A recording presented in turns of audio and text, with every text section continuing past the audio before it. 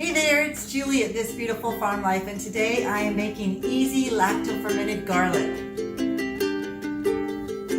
So this is one of the easiest things that you can do in your kitchen, and probably one of the healthiest things you can do. As you know, garlic is so good for you already. You can use it for colds and flu, and that's why I have a big bag. We have been sick here at our house, and we've been eating a lot of garlic in the last few days and few weeks.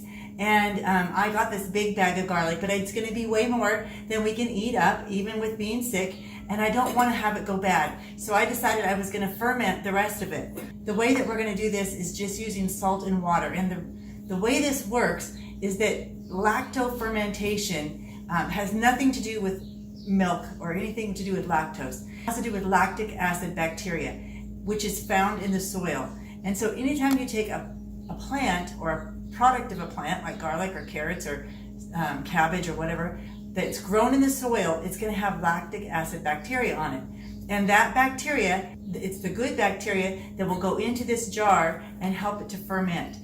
And then it's full of probiotics, natural healthy probiotics that our guts need in order to digest food healthy. And so the more fermented foods that you can eat, like kefirs and yogurts and those kinds of foods, and sauerkrauts, the more fermented foods like that you can eat, the better, because your gut is healthier and it will digest food better. You'll have less inflammation in your body. It will boost your immune system against other things. And garlic is already immune boosting, so fermenting it just makes it a powerhouse.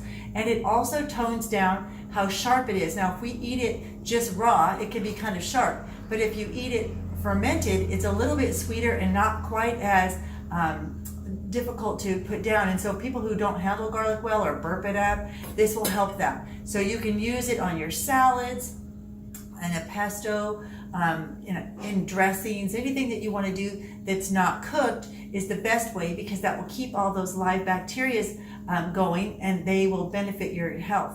Now, if you cook it, it's still good. It just takes away from the natural benefits that you get from the raw garlic. So in my case, because I'm preserving this in order to have it not go bad, if I cook with it, it's okay too. It's just a way for me to save it and use it. But I probably will choose to put it in at the very end of my cooking rather than at the very beginning, so that I get more of that fermented benefit from it. So this is going to be really easy. All we have to do is do water and salt and the garlic. So the first thing I'm going to do is just continue to fill up this jar that I started to fill, and I want to leave enough room in there for some head space and some water.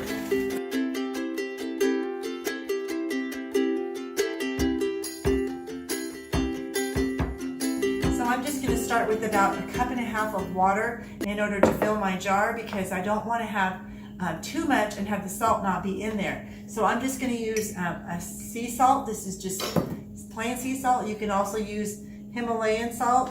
The finer salt is better. This is just a little bit of tepid tap water. You want to make sure that your jars and all your utensils are really clean, because this is not going to be canned in boiling water like traditional canning would be, or pickles would be. So we want it to be really sanitary as we start, so that there's no reason for any bacteria that we don't want in there to be in there.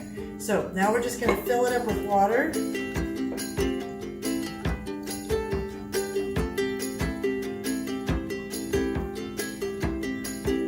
That's just enough to get my garlic all beneath the surface. Okay, so now I have a glass weight that you use in fermentation, and I'm just going to stick that weight in there, and that's going to hold my garlic down under the surface of the water, so that I don't have anything peeking out the top and getting spoiled. And then I have two choices for my top. Now, when I first started fermenting, I used these fermenting lids. And this is several pieces to this. There's a little gasket, a little rubber gasket. Then there's a solid metal top that fits a band, a traditional canning band. And then there's this little cork like thing in the middle that has this little pipe on the top. And you fill the pipe halfway with water, and there's a hole in the middle where the air can escape, the pressure that builds up inside of here and bubble off, and there's little holes in this plastic lid. So by using this, it keeps any germs or anything from getting in, but it also allows the gases that build up inside the jar to escape. So that would be the purpose in using this. And this is what I've done for the last year or so.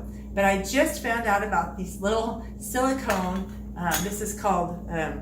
this one is called Silaware, and I'll link that below. And it's brand new. It has one little hole in the middle. It kind of looks like a nipple on a baby bottle. And so this is just designed to sit on there with a traditional ring, and it will burp off. So I'm excited to try these. They're really inexpensive and a lot less expensive than these, and you can buy the glass weights individually. So I'll link both of those, and I'll link this system as well. This is an excellent system. It's always worked beautifully, and I don't know how it will compare for long-term use. For short-term use, I would think this would be just fine, but for longer-term fermentation, this might be the answer, but we'll see. I'm going to try it out and see. Now, all I have to do with my garlic is set this in a place of maybe without too much light.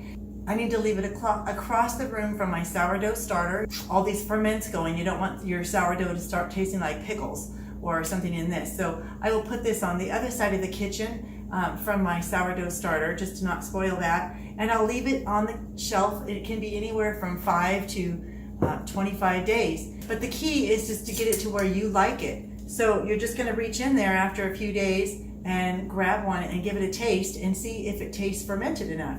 And they're really good just like this. We love to eat the garlic in the bottom of our asparagus and regular cucumber pickles that we make. So I know this is gonna go fast at our house because our kids love it, and we already eat a lot of garlic, so I can only imagine how yummy this is gonna be in pesto and salad dressings. And so I'm really excited to do this today, and I will let you know how it turns out. So thanks for joining me for this little tutorial today, this really quick, easy lacto fermented garlic, and I hope that you give it a try. If you enjoyed this, be sure to hit that subscribe button down below and give me a thumbs up, and come back and see me again as I make new videos each week here on fresh, nourishing food, wholesome living, and simple farmhouse beauty. Thanks for joining me today. Bye now.